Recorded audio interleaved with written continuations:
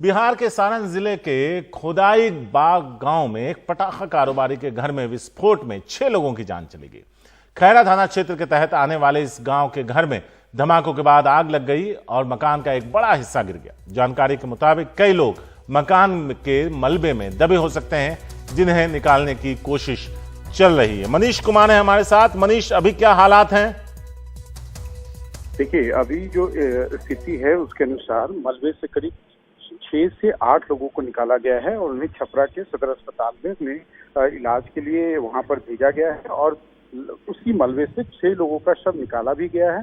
और पुलिस का कहना है कि फिलहाल वहां पर एफएसएल की टीम को बुलाया गया है, ये जानने के लिए कि जो विस्फोट हुआ है उसमें केवल पटाखे बनाने की जो सामग्री होती है उसका केवल यूज था या कोई और भी ऐसा विस्फोटक रखा हुआ था जिसके कारण ये विस्फोट हुआ।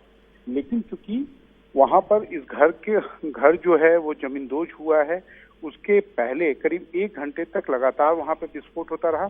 उसका एक कारण ये बताया जा रहा है सारिक कि वो घर के अंदर जितने सिलेंडर थे उनमें भी ब्लास्ट हुआ और जिसके कारण इतने ज्यादा लोग जो हैं हताहत हुए। सारिक, मनीष, क्या ये पता चल पाया कि जिस कारोबारी का वो घर था जहां पटाखा बनाने का काम चल रहा था, क्या वो और उसका परिवार भी शिकार हुआ है इस हादसे का?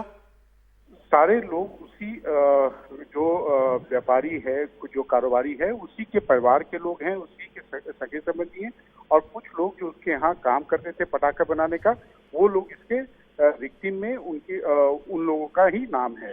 तारिक, मनीष, कितने लोग हो सकते हैं अंदर? कितने के और दबे होने की आशंका है? और ये घर लगता है काफी बड़ा रहा होगा फिर। देखिए, जो 8 लोगों को निकाला गया है उसके बाद में ये संभावना कम है कि कुछ लोग फंसे होंगे। लेकिन हाँ, आप कह सकते हैं कि घर बड़ा था लेकिन घर पूरी तरीके से जमींदोज हो गया है और किसी को भी ये आशंका नहीं थी कि इतना बड़ा विस्फोट होगा। हाँ, एक बात ये जरूर है कि अब प्रशासन ये मालूम करने की कोशिश कर रहा है कि ये जो व्यापारी था इसको पटाखा बनाने का लाइसेंस मिला था या ये अवैध रूप से ये कारोबार चला रहा था। लेकिन हाँ, ये आसपास के इलाकों में उसके घर को सब लोग जानते थे कि वहां पे पटाखा बनाने का काम होता है, क्योंकि आसपास के बाजार में यही व्यापारी जो है वो पटाखे बेचने का भी काम करता था।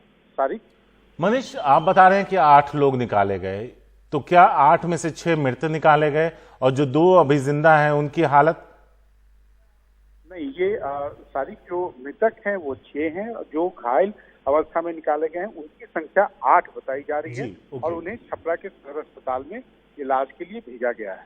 तारिक, हाँ मनीष, एक और छोटा सा सवाल था, पहले बता दें कि आपने, शुक्रिया, इसको मुझे करेक्ट कर दिया कि जो 8 लोग निकाले गए हैं वो घायल हैं, उनकी हालत कितनी गंभीर या कितने खतरे से बाहर, कोई जानकारी? ये फिलहाल निश्चित रूप से सामान्य स्थिति तो नहीं है, लेकिन हाँ, उनमें से 8 में से कुछ जो है उनकी स्थिति चिंताजनक है और कई जो हैं उनके बारे में अभी ये कहा जा रहा है कि उतनी चिंताजनक उनकी स्थिति या उतनी ज्यादा उनको चोट नहीं आई है, क्योंकि तुरंत ही लोग पहुंच गए थे और मलबे से निकालने का काम शुरू कर दिया था।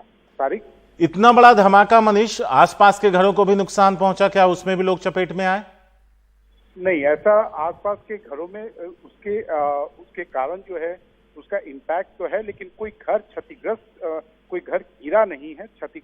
क्षति तो जरूर पहुंची है, क्योंकि इतना बड़ा विस्फोट था और वो भी हर 10 मिनट के अंदर में हो रहा था। एक साथ ही 1 घंटे तक लगातार विस्फोट होता रहा, तो आसपास के घरों में भी इसका इम्पैक्ट तो है, लेकिन कोई घर इसके कारण गिरा नहीं। तारिक, शुक्रिया मनीष इस पूरी बातचीत के लिए और हर जानकारी हम तक, एनडीटीवी के दर्शकों तक पहुंचाने के लिए शुक्रिया आपका। लेकिन एसपी सारण क्या कह रहे हैं, आइए वो सुनते हैं। इसके लिए हम लोग फॉरेंसिक की टीम भी बुला रहे हैं और बॉम्ब डिस्पोजल स्क्वाड की भी टीम को बुला रहे हैं और पूरे चीज़ को हटाने के बाद पता चलेगा कि वहाँ से जो प्रदर्शन हमें मिलेंगे उससे स्पष्ट हो पाएगा कि ये पटाखा फैक्ट्री में किस प्रकार से आग लगने की घटना हुई है और उसमें किस तरह की कदम पड़ेगा और इन चीज़ों का पता लगा करके आवश्यक कानूनी कार्रवाई की जाएगी। साथ ही साथ पूरे जिले में भी जो है जहाँ भी इस तरह की चीज़ है जो अवैध तरीके से बन रहे हैं उनके बारे में भी आसूचना संकलन करके ऐसे जगहों पर छापामारी करके उसको बंद भी कराया जाएगा और उनके विरुद्ध कार्रवाई की जाएगी।